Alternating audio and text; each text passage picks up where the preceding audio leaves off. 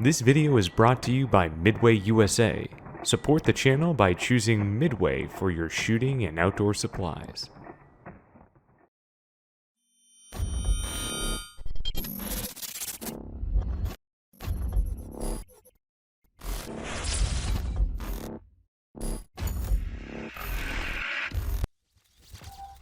The Daniel H9. The H9 returns to Texas, we see. And I didn't mess it up. I didn't say Hudson. Well, I mean, that's a good segue into it. Now, this is the episode of first shots, but technically, these are not our first shots. Yep. But these are our first shots on the production model because we got to shoot some of the pre-production stuff earlier to work out some kinks. Yep, so it's going to be very exciting to do this. Now, one of the things I want to mention straight away is, again, as you said, not technically first shots, definitely first shots on the production guns, and how these episodes normally work. I shot about 5 rounds to 0 this RMR. You've not shot with that configuration yet? 0 ever since it's the production stuff. What do you say? What do we start with? 25. 25. 25, 25. You ready? Let's do it.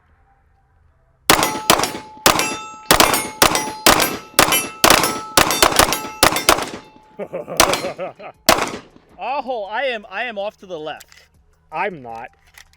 Wait, it may be me. Hold on. Let me give it. It's.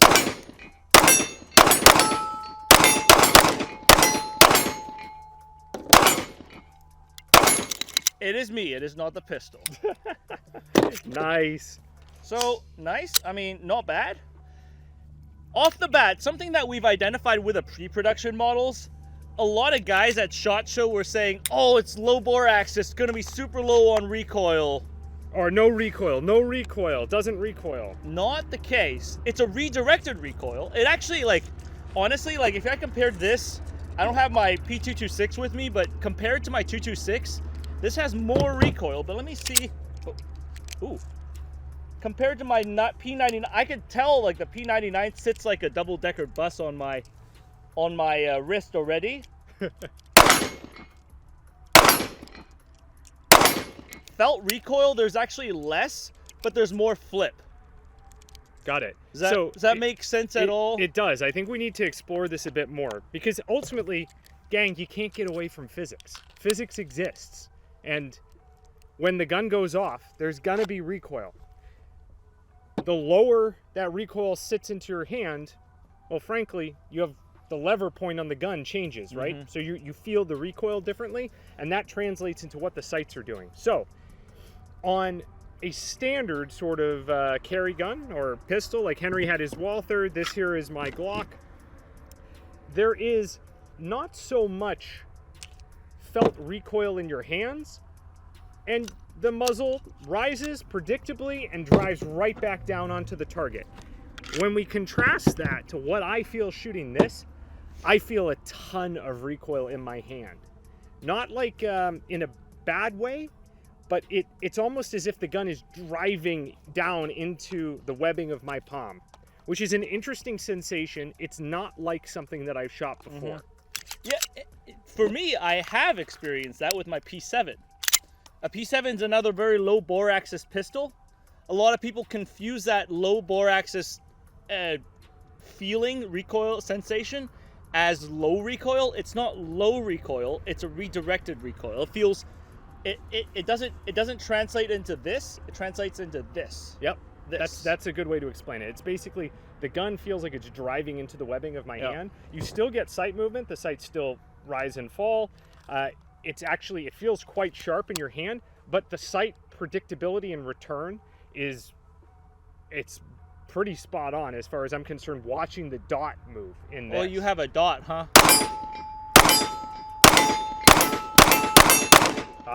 Here, I want your thoughts. I want your thoughts on the no dot model. Okay. This is gonna be hot. Hot gun. Okay. Go ahead. Got it? Yep. And here, why don't you take this? Sure. I mean, now, it's one thing Josh and I have noticed before as we were shooting.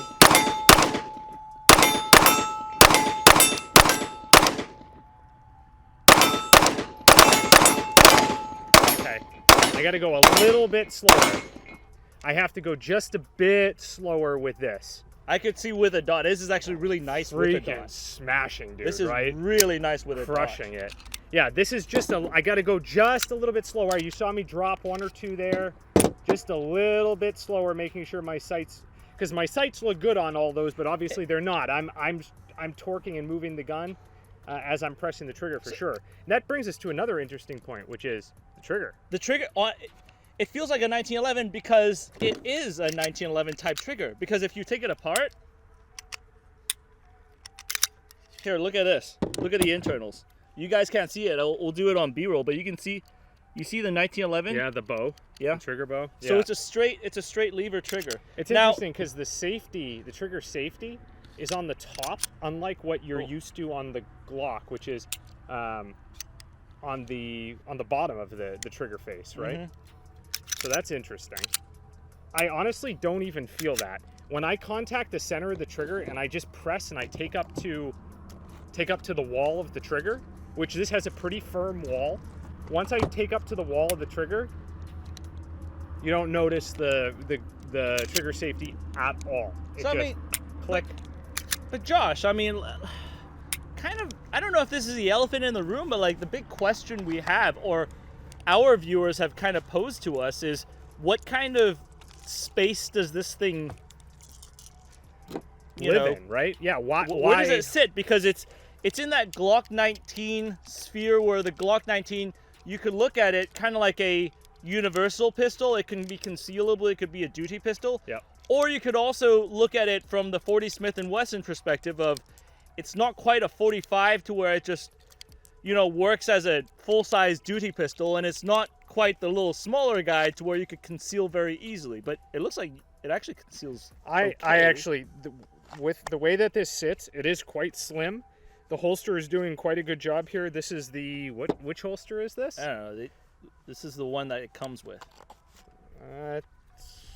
Yeah, I don't know. I'm sweating all over it though. Yeah. So, but it conceals quite well. And this is like a very light base layer undershirt. We're out in the Texas heat here. And as you can see, like it actually conceals very well. And it feels good too. It carries well. And it is, yeah, I mean, that's good. But to your point, Henry, what is this for? Which niche does this sit in? Because it's the size and shape, it's slightly larger than a Glock 19. Mm-hmm. Slightly larger. Let's compare it to yours. Here. You've got the RMR and RMR. You should do that one. So, this is a little longer right there. Just a teeny bit longer. So just a little bit longer. A Walther is about a Glock 19 size. Yeah, it's also a teeny bit longer right here. You can't see it because my light takes up that portion of it. That one thing that I do notice about this is the lowered dust cover right here. It does bump the light lower. Mm-hmm. I mean, you definitely would be adding girth this direction on the front end of the gun with the light. And because of that, your light controls are going to be changed as well because it's a little lower. It's like a hybrid carry gun that you could drop into a holster that's an outside the waistband sort of exposed duty style rig. Mm-hmm. And I think that the size, weight, scope, and shootability of this probably lends itself to being effective in that role. Right. That's just, again, I've shot, what was that, 2 mags out? It is so declared. Well, okay, so we kind of talked about this before. You go ahead and shoot. I'm gonna see about a little rip here. This is what, about 10 yards? Yeah. About 10 yards.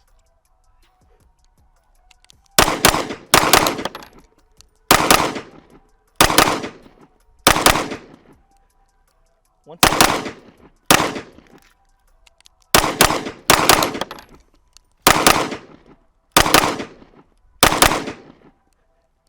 Once again.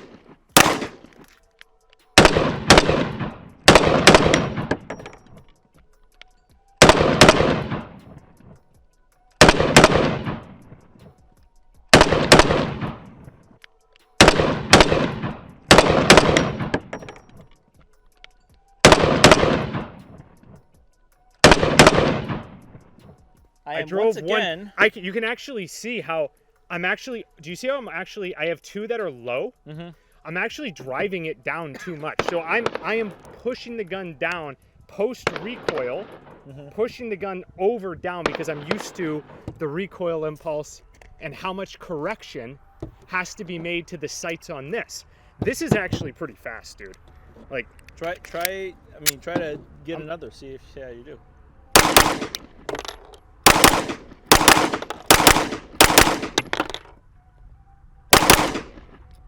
Okay. that is pretty fast, and that's a mostly A-zone group at about 10 yards. I would not know because I was in the... Haha! Henry, I like this gun. I would not know because I didn't get to see any of it because you were showering me with brass.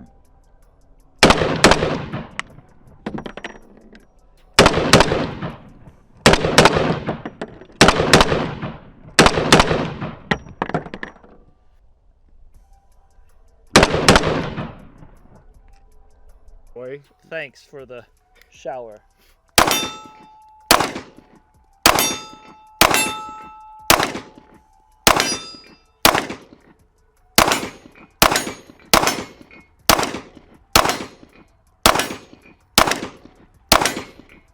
nice. All right, let's do a little bit more here. Actually, hey, I want to see how this is if you run it with no red dot to see how it feels up at the close target? range. Yeah. Okay, all right. Loaded? Yes, it is hot. Okay, got it? Yep. My estimation on this is I'm gonna have to go, I don't know, let's see.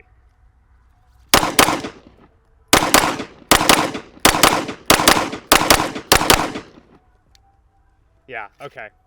I dropped 2 delta there trying to push the speed. Mm-hmm. I'm gonna run down and tape really quick. I want to Okay. have one more. Oh no, the tape. Oh, go get it. Go get it.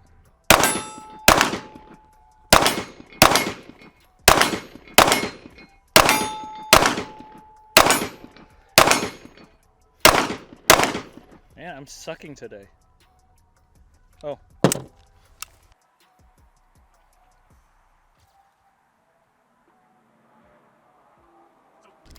So of those couple mags, Mm-hmm. you can see now, especially the audience back on our far camera can see exactly where the misses were. Let me go a little bit slower. I was pushing pretty fast on I was trying to shoot doubles. Let me shoot just a little bit slower Like here. a manageable speed to get up.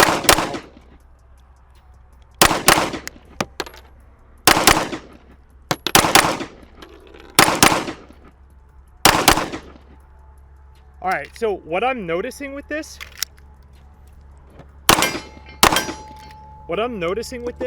is you don't have to press down. So normally, gang, when you shoot a pistol, right? When I'm shooting the Glock, I'm on the gun, and the gun recoils. To Henry's point, there's sight rise, and then you have to correct the sight rise, right? So, guys who have amazing recoil control and fundamentals, a lot of what they're going to be able to do is make the gun look like it's not really moving anywhere, and it's all happening very fast, but they are imparting force on the gun. If they don't impart force on the gun, it looks like this, okay? So if they don't impart force, it looks like this. Do you see how I'm angled slightly up here? Then I need to bring the gun back down, and then I need to bring the gun back down. So that distance, how much I have to bring the gun back down, that's all happening. When I'm going fast, I'm doing that as the gun is recoiling. So you don't lose any time of like, bang, and then it's up, and then let me move it down. No, as a response to the gun going off, I'm bringing it back down. Now, the difference with this that I'm seeing straight away here, just basically a couple mags in, the amount that you have to apply that pressure to bring the gun back down is less on the Hudson, which is... Daniel. So I did it! Damn it! Damn it! It's less on the H9 than it is on shooting my Glock. I can feel it, and that's why you see some of these rounds that are low, none of them are high. Notice, none of them are high.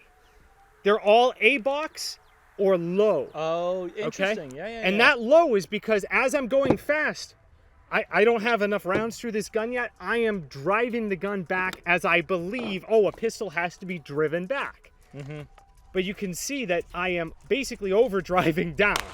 So what does that tell us about the recoil sensation here? While it does feel sharp in the hand, you do not have the same amount of vertical rise that you get off of the Glock. Right. Now, does that really matter? I don't know. I don't know that it necessarily matters. Somebody who is a skilled practice pistol shooter knows how much recoil there is in the gun and knows how to correct it through the recoiling process. So, is this going to magically make you a better pistol shooter? It will not. Sorry. Is that the answer to that question ever different? Whether it's rifle, pistol, or shotgun? You basically always know. Is this gizmo, gadget, gun, whatever, going to make you better? No, only the training is going to make you better. Now, what I would say, this is a unique feeling gun. Should you go out and get this now that it's dropped, just because it's going to make you 5% faster on your recoil control? I mean, honestly, okay, so why I would be inclined for this, and this is not a universal answer for people at all. As you can see, I am not a pistolier. Like, on slow fire...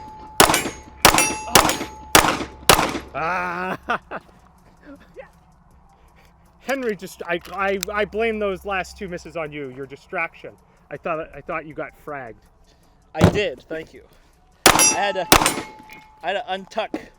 I had to untuck to drop brass. This is, once again, I've chosen the worst spot for pick one, or not pick one, for first shots. So, Hey, are you guys enjoying hanging out on range with us? Well, maybe you'd like to join the Patreon and hop into the private Discord. We'll see you guys there. Let's get back to it. I met Cy Hudson in 2017 or 18, like the one of the first years they announced the H9. And back then, I mean, I just left the military not too long, and he and I were around the same time frame as company grade officers. And we kind of, just had a conversation. I had a great time chatting with him. It was really nice meeting him, and, I had follow-on correspondence. And so I was genuinely excited to follow this project that, just a regular guy who just left the military like I did, he and his wife were able to come up with a company to make these cool pistols. Like many, I was disappointed in seeing what happened with the H9 back then. I never did get one. I never really did get an H9 back then. I was actually waiting for the lighter frame aluminum frames, which these are the aluminum frames. Arguably why some people would say they went out of business. One of the many reasons. I mean, they went out of business because of a large part because of the business practices, or whether you could argue that it's a young company taking a larger bite than they could chew. Sure. But when this project then transitioned over to Daniel, which was a much more mature company, making a lot more mature products with a facility and a customer service and an RMA section that could actually support a product like this, and transitioning between rifle and pistol, that's like making motorcycles in a car factory. Yeah. Like, similar but different. For me, yes, I like collecting pistols. I think they're interesting. But one thing that today has reminded me, even though we shot pistols, like 2-3 weeks ago? Yeah. I'm still coming off of a multi-month pistol hiatus. Likewise, to where right? I'm just sucking. So if I can't ride a damn bike, I cannot give you a correct assessment on a bicycle. What I can tell you today is that with the production model stuff, actually no stoppages today. Zero. No issues with feed, eject, or anything like Zero. that. I shot 200. I think I shot somewhere in that number. So, first impressions, it works. Also, and this is reaching back to the era when I got into pistols and started learning, really when I turned 21 and could buy pistols, right? That's when you get into pistols. I wanted to get a 1911 that was in 9mm and double stack. Back then there was the para-ordnance ones, and I quickly learned the hard way that double stack 9mm 1911s sound great, but I don't know what it is, like with a magazine issue or the feed geometry issue, seem to always have issues. Now this is not a 1911, obviously. Like when Cy Hudson designed this, he wanted to take like the Glock striker frame, striker fire mechanism, and fuse it to a 1911's grip angle and the 1911 straight trigger pull. And really, I don't know, like as someone who is interested in 1911s, I wouldn't say I'm a huge fan. Like, I'm not a fanboy of 1911s. I think they're interesting. It's interesting to see these feature sets mix into a like kind of like a two-headed monster right here. It's neither 1911 nor Glock. Striker fired, yeah. Yeah, it's its own thing. And it's interesting to see engineering-wise both of these fused together. Now, from the practical sense, Josh is a much more practical person than I am, because I carry things like the James Bond, which this is actually a fairly practical carry piece. I also buy a lot of impractical pistols. All right, so within the world of the practical elements of this, let's put collectability or the novelty of this gun completely aside. The grip feels good. It's got a very flat front that almost feels boxy. I describe it as boxy in a good way. Not like as you might describe a Glock as boxy. It feels like it's a small grip, but you have defined ridges and large flats, so you get a lot of purchase with your firing hand without having to torque particularly tight. The trigger is very nice. I don't know that it's worlds above a Glock trigger, but it's a different feel, especially with that reverse top-sided trigger safety. But once I actually get on the wall and press, it's got a very short actual trigger pull. It's stout, it's stiff, it's not some super light 1911 trigger, but it feels nice. Like a GI 1911 trigger fused with a Glock. That's a good way to say it. It's nice. When I think about the recoil impulse and what it does to the sights, I would again say it is nice. It is sharp in your hand, but if we're going to be putting out a video on roller delayed recoil here sometime in the near future, and it reminds me of contrasting the roller delayed concept versus sort of like the direct blowback or the DI systems or internal piston systems, where you get a very sharp, quick recoil, bang, and then you're able to really just have the sight sit right back down onto the target. It is not like you cannot do that on another type of gun. Absolutely not. You certainly can. But it feels good, and it really does feel like it drives into your hand. Very nice. My main dig, Henry, I don't love the yellow follower. Because when I was loading it earlier, I couldn't tell if it was loaded or if it was brass or if I saw my follower. Yeah, the funny thing, like I don't know if you guys caught it on camera when I, like earlier when I like put the slide down, my thumb straight went up right here because I'm used to the P99's decocker right here. But mine, are we on digs right now? Like sure, things go ahead, give your dig. I mean, I don't know if it's improved, but any new pistol, my first question is, what's the holster options for these things? I went ahead and tried to stick these in all the holsters that I had at home. It didn't fit in any of them. Yep. Especially, I know it's going to be even more sensitive with light-bearing holsters. Now, people out there are going to say, oh, you know, you could get a custom Kydex holster.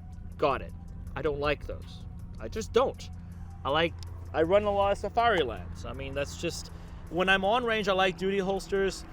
You can get custom Kydex for carry, but if I want to shoot it on range, I would rather use a duty holster. So, holster option, I mean, that's kind of unfair for a new pistol. Yeah, I think this one's Texas concealment. It carries well in this, but to Henry's point, like, your options are currently limited. Yeah, very, very limited. The other thing is, we touched about it a little bit. Whenever I put an X300 on this earlier, my grip, I had to drop it really low to activate the X300 switch. That said, you could get the aftermarket little like X300 grips, switches that help with that.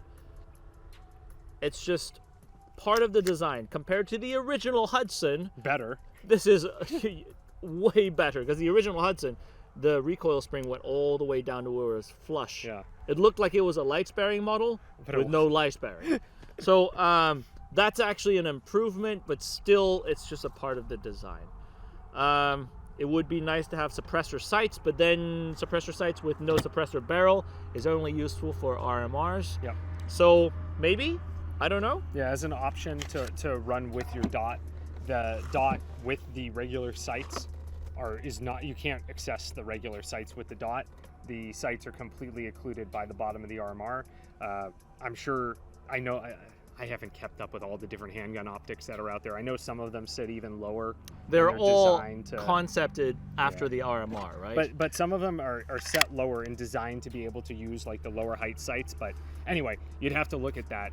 That is a consideration here. So bottom line is, I mean, it's a new product. It's a new model. It's a new pistol. So it is relatively unproven, but it seems to do quite well on initial trials, initial shots. And as you said, before we could like actively recommend that somebody like use this and carry with it and whatever else, we'd have to shoot a lot.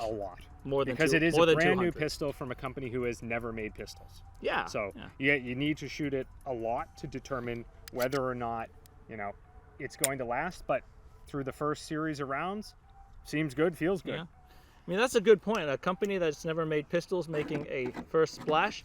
I'd say this is kind of a shortcut into making a first pistol, because a lot of the concept was kind of laid out, and then they perfect. Well, put it this way: years to people are, for whatever reason, are like dogging on this project. I'll tell you what: it is more interesting for me to see this than to see another direct Glock, not Glock company put out another not Glock. Sure, yeah. So. With that said, gang, we hope you enjoyed hanging out for this episode of First Shots and getting to see us shoot the H9 for the first time. Until next time, we'll see you on the range. 716, this is Steel 96, 4 Vic, 8 packs, Recon 1, green to green. How copy, over? Steel 96, this is 716, roger, over. 1 Steel 91, 1